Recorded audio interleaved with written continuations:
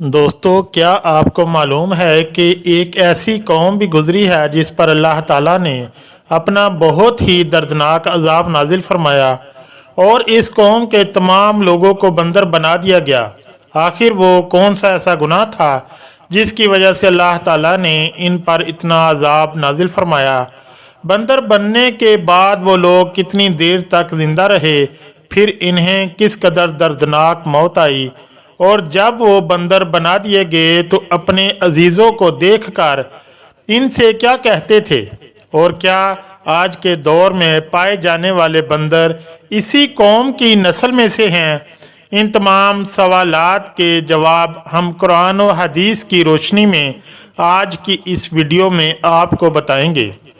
दोस्तों, इसलिए आपसे गुजारिश है कि हमारी इस वीडियो को आखिर तक ज़रूर देखिएगा। इंसानों के बंदर बनाए जाने के इब्तदा हज़रत दाऊद अलैहिस्सलाम के दौर से मानी जाती है। हज़रत दाऊद अलैहिस्सलाम और इनकी कौम समुंदर के किनारे बसे एक एला नाम के गांव में रहते थे। इनकी तादाद तकरीबन 70,000 के करीब थी। ये कौम बहुत खुशहाल और अल्लाह ताला की फर्माबरदार कौम थी।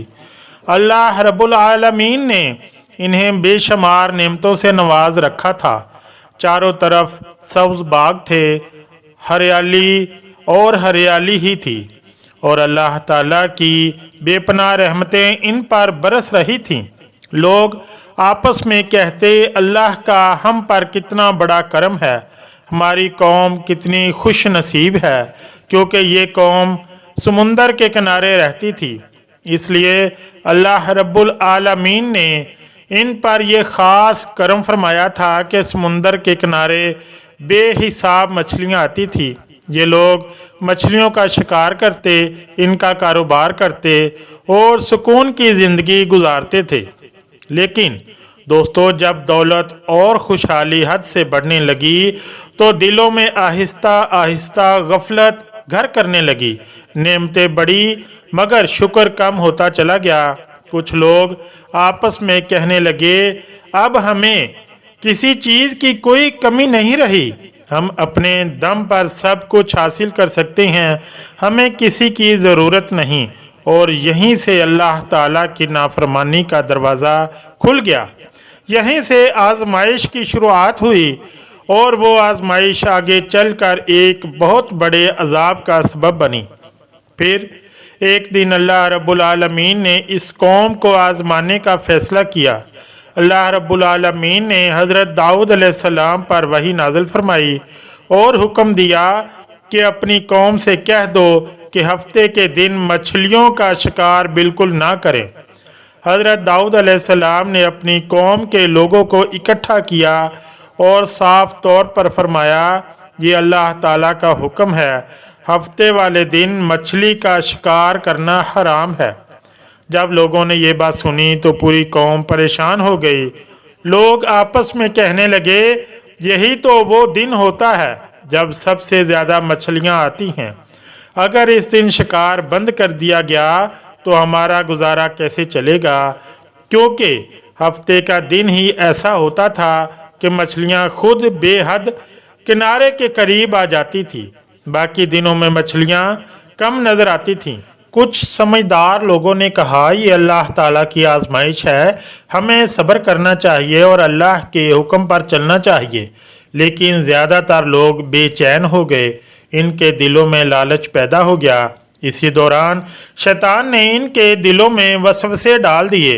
इनसे कहा, सीधा शिकार मत करो, बस कोई रास्ता निकाल लो। फिर शैतान ने इन्हें एक चाल सिखाई, समुंदर से छोटी छोटी नालियाँ निकालो और खुश्क ज़मीन पर बड़े बड़े हौज़ बना लो। हफ्ते के दिन मछलियाँ खुद ब खुद इन हौज़ों में आ जाएंगी और अगले दिन इतवार को इन्हें पकड़ लेना। कुछ लोग ये सुनकर खुश हो गए और कहने लगे, ये तो बहुत अच्छा तरीका है, ना अल्लाह का हुक्म टूटेगा और ना ही मछलियाँ हाथ से निकलेंगी। लेकिन उन्होंने ये नहीं समझा कि मछलियों को हौज़ों में बंद कर लेना असल में शिकार करना ही था, और वो भी इसी दिन जिस दिन अल्लाह ताला ने शिकार से मना फरमाया था। इस बात पर पूरी कौम 3 हिस्सों में बट गई। एक गिरोह ने साफ तौर पर कहा, यह अल्लाह ताला को धोखा देने जैसा है, हम इस गुनाह में शामिल नहीं होंगे। दूसरा गिरोह खामोश रहा। उन्होंने कहा, हमें इससे क्या मतलब, हम खुद तो ऐसा नहीं कर रहे। तीसरे गिरोह ने कहा, हमें अपनी रोज़ी की चिंता है, हम शिकार करेंगे। बस हज़रत दाऊद अलैहिस्सलाम की कौम में तकरीबन 12,000 ऐसे लोग थे जो खुल्लम खुल्ला हफ्ते वाले दिन मछलियों का शिकार करते रहे। हज़रत दाऊद अलैहिस्सलाम ने इन्हें बार बार समझाया और फरमाया, अल्लाह ताला के अजाब से डर जाओ, इस नाफरमानी से रुक जाओ। लेकिन इन लोगों ने जवाब दिया, हमें कोई अजाब नहीं आएगा, जो करना है कर लो।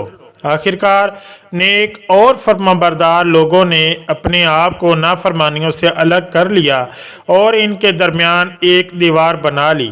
एक तरफ नाफरमान लोग थे और दूसरी तरफ अल्लाह ताला के हुक्म पर चलने वाले लोग। लेकिन नाफरमान लोग अपनी ज़िद पर अड़े रहे और नाफरमानी करते रहे। फिर एक दिन ऐसा आया कि अल्लाह ताला के हुक्म से हज़रत दाऊद अलैहिस्सलाम इन लोगों पर सख्त नाराज़ हुए जो खुल्लम खुल्ला हफ्ते वाले दिन शिकार कर रहे थे। हज़रत दाऊद अलैहिस्सलाम ने इन नाफरमानों को आखिरी बार समझाया और इन पर लानत फरमाई। आप अलैहिस्सलाम ने फरमाया, तुम अल्लाह ताला के हुक्म का मजाक उड़ा रहे हो, अगर अब भी बाज नहीं आए तो अल्लाह का अजाब तुम पर ज़रूर आएगा। इस लानत का ऐसा असर हुआ कि अगले ही दिन इन गुनाहगारों में से कोई भी शख्स अपने घर से बाहर नहीं निकला। पूरा इलाका खामोश था, जैसे वहाँ ज़िंदगी थम सी गई हो।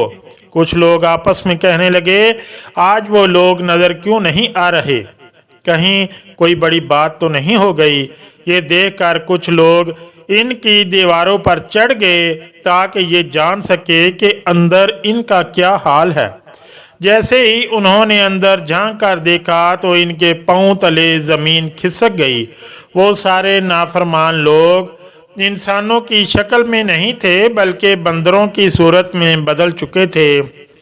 एक शख्स घबरा कर बोल उठा, अल्लाह अकबर, ये तो वही लोग हैं। अल्लाह ताला ने इनकी नाफरमानी और सरकशी की वजह से इन पर अपना सख्त और दर्दनाक अजाब नाजिल फरमाया और इन्हें इंसानों से बंदर बना दिया। जो लोग इन मुजरमों के दरवाजे खोलकर इनके घरों के अंदर दाखिल हुए तो वहाँ एक बहुत ही दर्दनाक मंजर था। वो बंदर अपने रिश्तेदारों को पहचान रहे थे।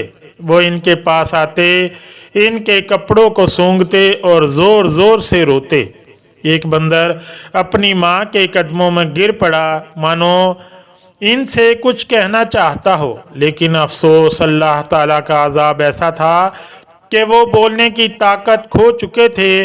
वो सिर्फ रो सकते थे मगर अपनी बात कह नहीं सकते थे।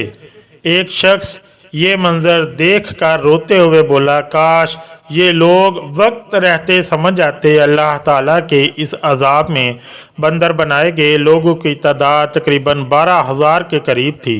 इन लोगों ने अल्लाह ताला के हुक्म की नाफरमानी की और इसी की सज़ा अल्लाह ताला ने इन्हें दुनिया में ही दिखा दी। अल्लाह ताला कुरान मजीद में सूरह बकरा में इरशाद फरमाता है, और तुम इन्हें ज़रूर जानते हो जिन्होंने हफ्ते के मामले में सरकशी की, तो हमने इनसे कहा, हो जाओ जलील बंदर। इस तरह हज़रत दाऊद अलैहिस्सलाम की कौम के वो 12,000 नाफरमान लोग अल्लाह ताला के गज़ब का शिकार हुए और बंदर बना दिए गए। ये लोग सिर्फ 3 दिन तक ज़िंदा रहे। इन 3 दिनों में ना वो कुछ खा सके और ना ही कुछ पी सके। वो भूख और प्यास की हालत में तड़पते रहे। इनकी हालत देखकर एक आदमी बोल उठा, ये अल्लाह ताला का सच्चा अजाब है।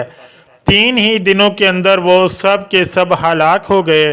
और जो लोग इन नाफरमानों को अल्लाह ताला की नाफरमानी से रोकते रहे थे, अल्लाह ताला ने इन्हें इस अजाब से महफूज रखा।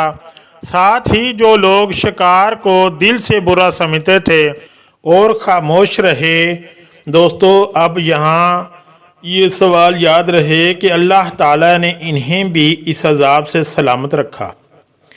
ایک بہت اہم سوال پیدا ہوتا ہے، کیا آج کے دور میں پائے جانے والے بندر اسی عذاب والی قوم کی نسل میں سے ہیں؟ اس بارے میں ایک روایت ملتی ہے۔ حضرت عبداللہ بن مسعود رضی اللہ تعالی عنہ بیان فرماتے ہیں کہ ایک شخص نے حضور اکرم صلی اللہ علیہ وآلہ وسلم سے پوچھا، کیا آج کے بندر حضرت داؤد علیہ السلام کی قوم سے ہیں؟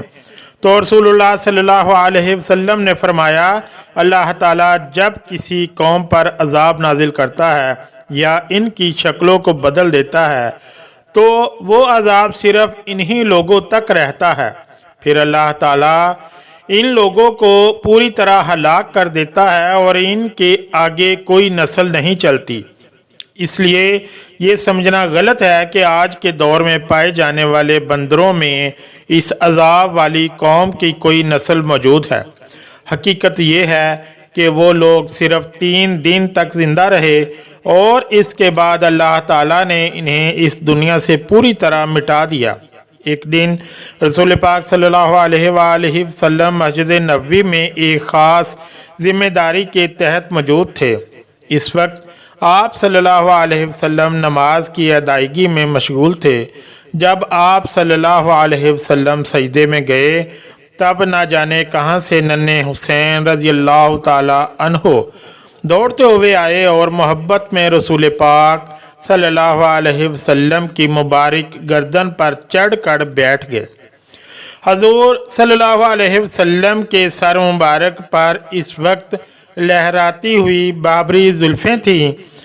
حضرت حسین رضی اللہ تعالی عنہ نے ان زلفوں کو اپنے چھوٹے چھوٹے ہاتھوں میں پکڑ لیا اور گردن پر بیٹھے بیٹھے معصومیت سے کہنے لگے، چل میرے گھوڑے، چل میرے گھوڑے۔ مانو اس لمحے میں رحمت العالمین صلی اللہ علیہ وآلہ وسلم ان کے لیے ایک پیارے سے گھوڑے کی طرح بن گئے ہوں اور ننھا سا بچہ اپنے نانا کی گود میں کھیل کھیل میں کھو گیا ہو۔ لیکن اس محبت کے عالم میں بھی رسول پاک صلی اللہ علیہ وسلم سجدے کی حالت میں تھے اور بڑی خشوع و خضوع کے ساتھ تسبیح پڑھ رہے تھے۔ آپ نے تسبیح کو 3 بار، 5 بار، 7 بار، یہاں تک کہ 10 دفعہ تک پڑھا تاکہ ننھا حضرت حسین رضی اللہ تعالی عنہ آرام سے آپ کی مبارک پیٹھ پر بیٹھ کر کھیل سکیں۔ ایک لمحے کے لیے آپ کے دل میں خیال آیا، اگر میں اسی طرح لمبے سجدے میں رہا تو کہیں ایسا نہ ہو کہ اللہ رب العالمین ناراض ہو جائے اور یہ نہ سمجھ لیں کہ میں نے اپنے پیارے نواسے کے آنے پر محض کھیل میں مشغول ہو کر اسے توجہ دی اور اللہ کی یاد میں کوتاہی کر دی۔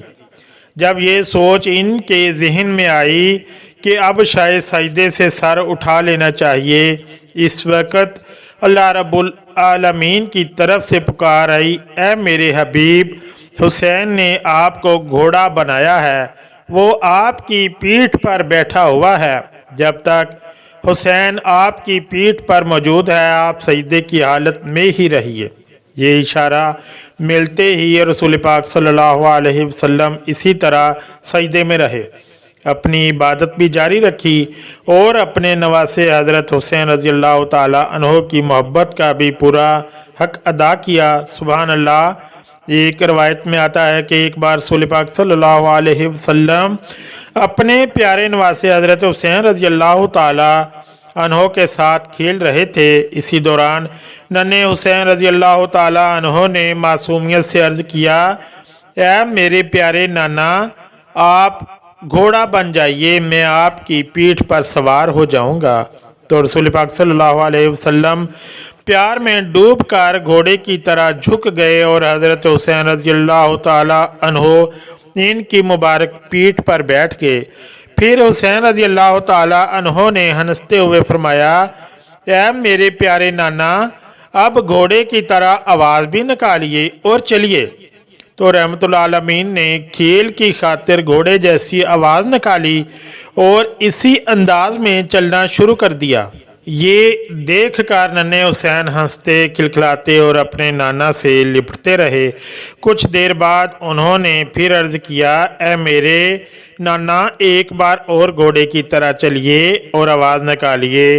और रसूलुल्लाह सल्लल्लाहु अलैहि वसल्लम ने दूसरी बार भी घोड़े जैसी आवाज़ निकाल कर इसी अंदाज में चलना शुरू कर दिया। फिर तीसरी बार हज़रत हुसैन रज़ी अल्लाह ताला अन्हु ने फरमाया, ए मेरे प्यारे नाना, अब एक बार फिर आवाज़ निकालिए। लेकिन इस बार रसूल पाक सल्लल्लाहु अलैहि वसल्लम ने हया और शर्म की वजह से आवाज़ नहीं निकाली।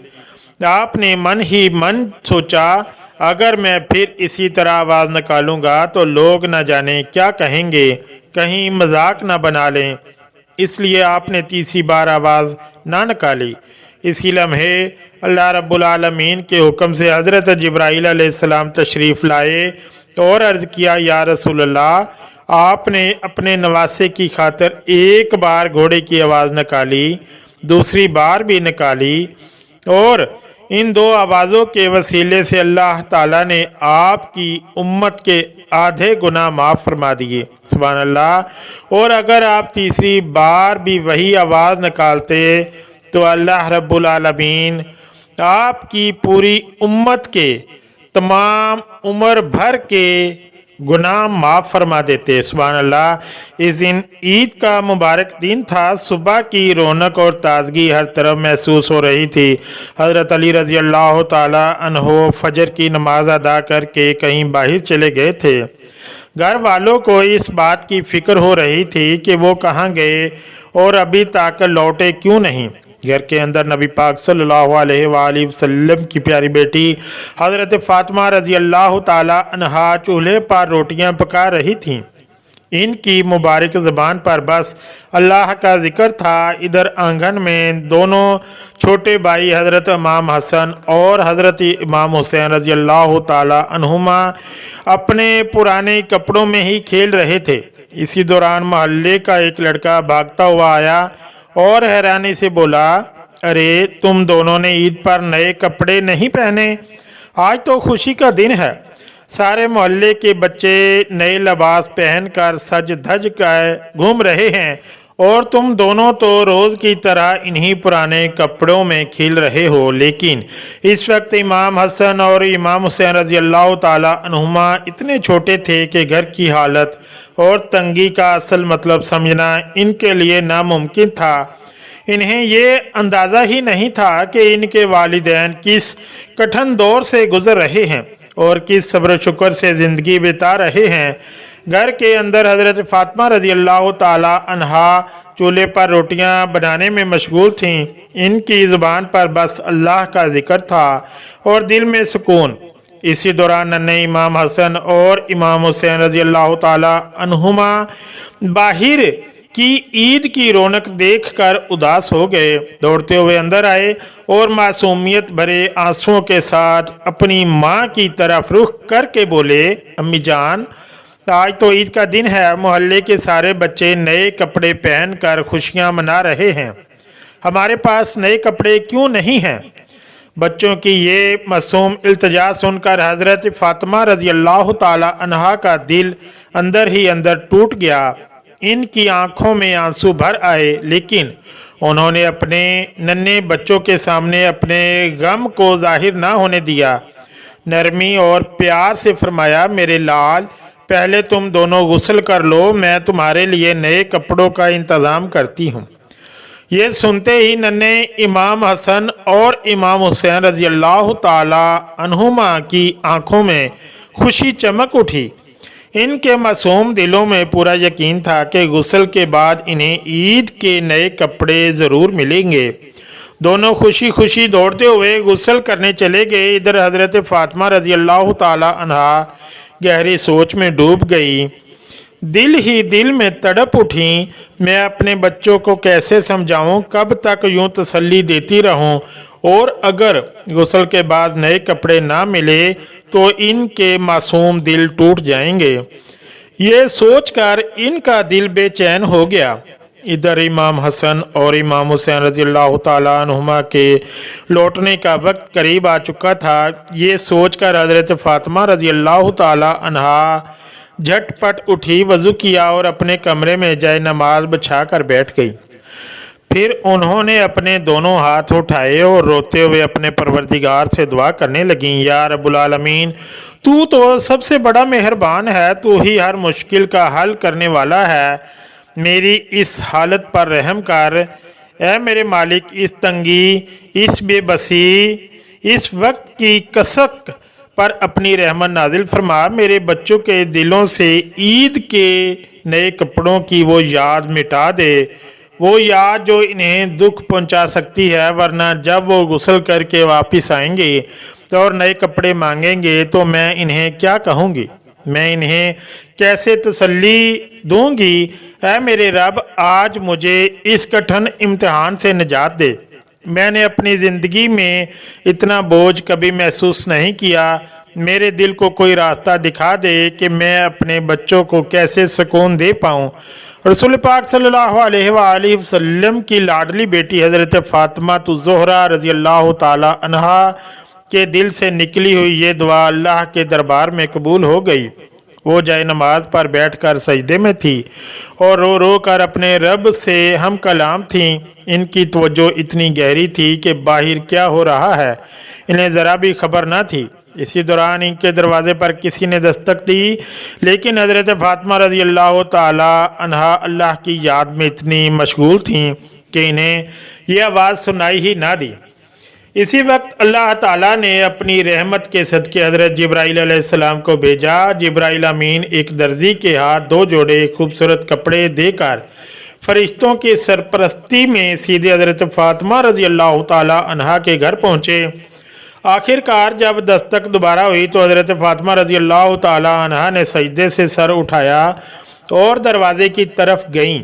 बाहर एक दर्जी खड़ा था, हाथ में 2 जोड़े कपड़े लिए। उन्होंने अदब से वो कपड़े ले लिए। जब कपड़ों को खोला तो इनकी आंखें हैरत से चमक उठीं।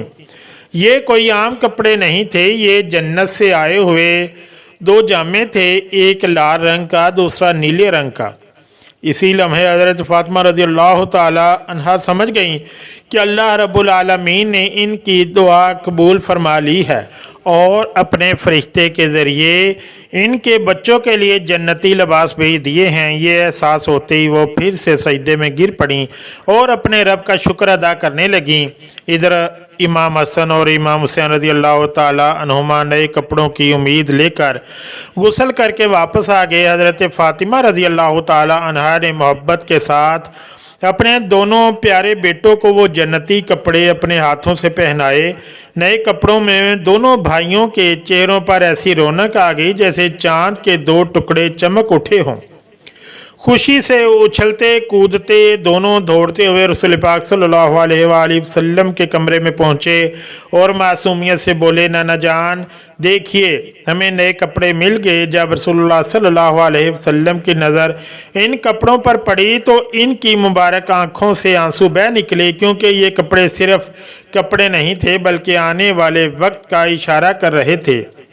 नीला कपड़ा जो इमाम हसन रज़ी अल्लाह ताला अन्हो को पहनाया गया था, इस तरफ इशारा था कि इनका वक्त जहर दिए जाने की वजह से शहादत पर ख़त्म होगा। और लाल कपड़ा जो इमाम हुसैन रज़ी अल्लाह ताला अन्हो के हिस्से में आया था, वो आने वाली करबला की दर्दनाक शहादत का अलामत था।